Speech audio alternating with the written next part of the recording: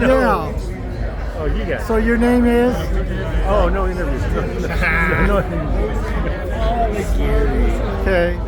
Come on, Paul. Oh, this was nice. It was nice to see everybody. Are you filming? Yes. Yeah, it's great to see you, lovely. So, you have any special memories of Brightwood? Oh, Brightwood. Yeah, just the people here, the teachers. Remembering some of the sports that we played, that we did. Some of the plays with Goodwill. Yeah. Goodwill. Of course, Mr. Glegg. Just the faculty, the teachers. And just good memories. Anything you do differently if you were to go back? No, I don't think so. Okay, that's good. So. Yeah, I know. We had a blast there. It was a lot of fun. Someone asked me the other day, goes, what did you do different when you were in school? And I said, I used to go to the library and volunteer at the library when I had time to do it. And the librarian used to tell me, just sit and read. And so I just sit there and read. So I read so many books and got credit for it at the same time. And then Dodie had a class. It was a, what do you call it, extracurricular class. Is that where we went over history or? Well, no, it was like some classes did video stuff, some classes did an elective. Oh, okay. I had a hard time with words in my brain. But it was elective was reading. And so you kept track of all the books you read. Yeah. And his classroom was full of books. I remember that. And so I think I read 40 more books than the closest one to me. That was number one.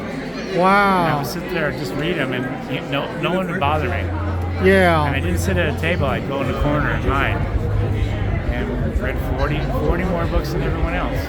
Now that was 7th grade? I think it was 7th grade. Yeah. And so it was reading, constantly reading. Okay.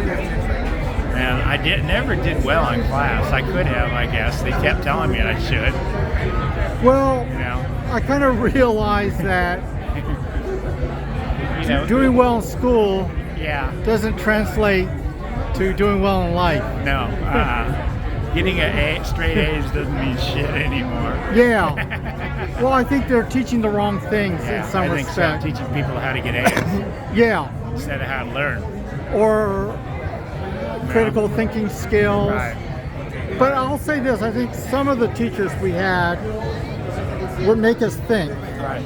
And ask us what did we think of. Right. What we read or. I have to think about which ones really affected me because Dodie didn't. Something about Dodie. I don't know. I mean, it was more than rote memorization. Right. No, I had, of course, Glick was probably the best teacher. He remembered more because he had to. Well, I remember he would ask us, like he explained how the universe was created. Right. And then ask us, how would we simulate that?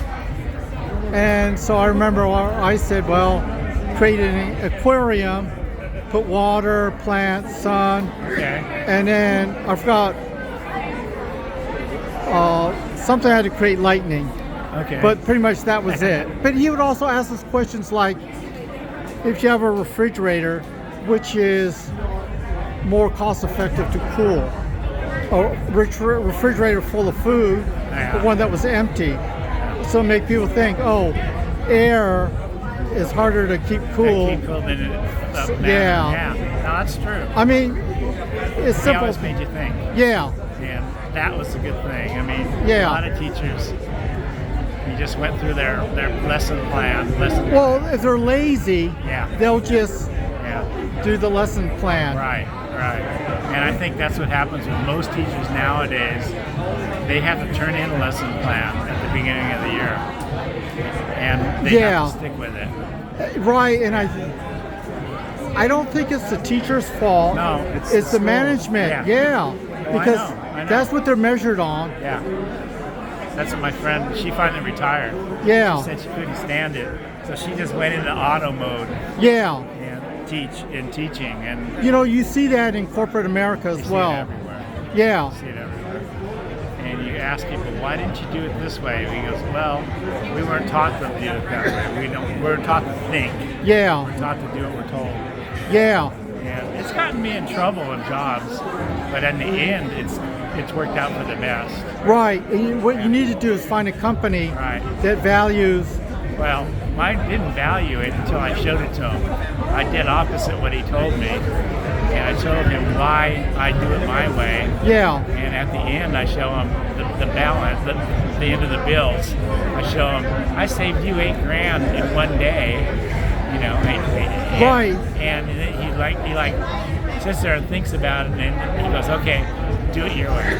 Yeah. And I do things my way. It's problem-solving skills. Yeah. Hey, Paula. Here's Paula. No, I'm leaving. You are. Bye. Wait.